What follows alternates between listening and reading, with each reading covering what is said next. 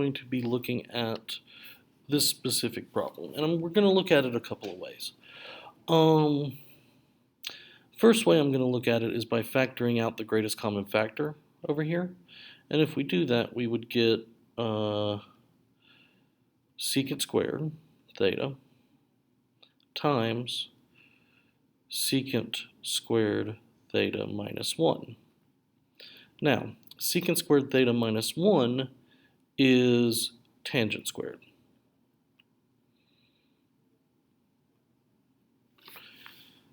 Secant squared theta is 1 plus tangent squared, or I'm going to write it as tangent squared theta plus 1.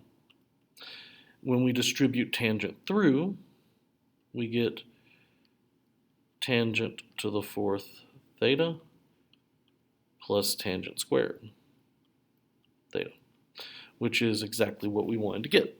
So this is one route of going.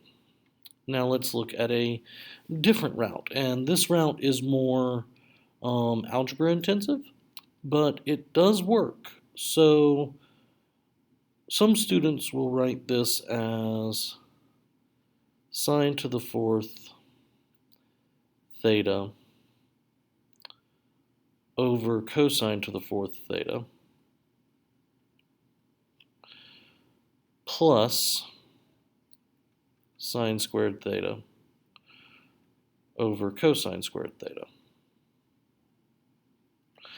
And now we're going to write this as a single fraction. So our common denominator is going to be cosine to the 4th theta.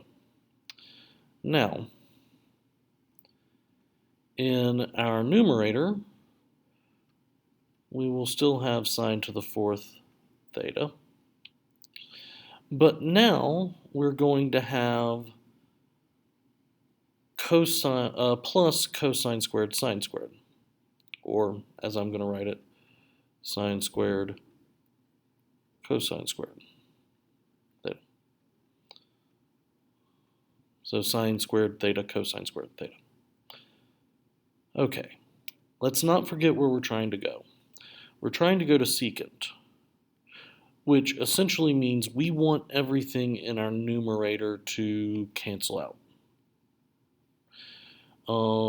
That is our ultimate goal. And let's see if we can get that to happen.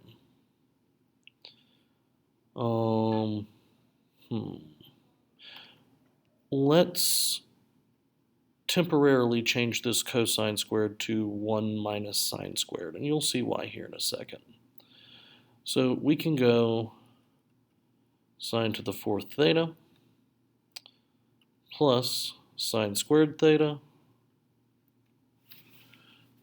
and then minus or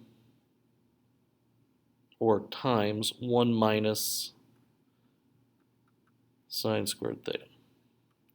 And this is still all over cosine to the 4th theta. Okay. Well, we can distribute that sine squared. And if we distribute that sine squared, we now have sine to the 4th theta plus sine squared theta minus sine to the 4th theta divided by cosine to the 4th theta.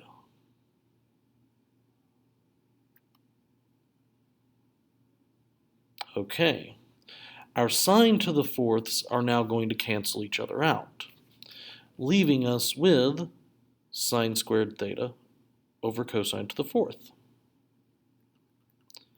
Sine squared theta over cosine to the 4th theta. So now we have a couple of options. We could write this as tangent squared times secant squared, and then use a Pythagorean identity to get rid of the tangent, or to change the tangent. Let's go ahead and do it that route. Yeah, let's do it that route. So we can write this as sine squared theta over cosine squared theta, which is our tangent squared, times 1 over cosine to the fourth theta, cosine squared theta. Okay. 1 minus cosine squared is secant, and we want secant squared. We want secant squared in our answer. So we're going to write this now as secant squared. Tangent squared we can write as secant squared minus 1, using one of those Pythagorean identities. Then we can distribute, and we get secant to the fourth theta minus secant squared theta, which is exactly what we wanted. So the first bit, we started off with our secants and factoring out a greatest common factor, and then using some trigonometric identities. With the other side, instead of using, we'll say, more advanced trigonometric identities, we use just the basics, and that is that we can write tangent as sine over cosine. And we then did algebra almost the entire way. So we found the common denominator, wrote it as one fraction. Then we used our first Pythagorean identity, but it's also the most basic Pythagorean identity. We used that, did some more algebra, simplified down, and then we started going back to trigonometric identities. So you can go a complete trigonometric identity route. You can also go a more algebraic approach. There's many ways of doing these, and that's what we are wanting to get at. So I hope this video is helpful, and I will see you in the next one.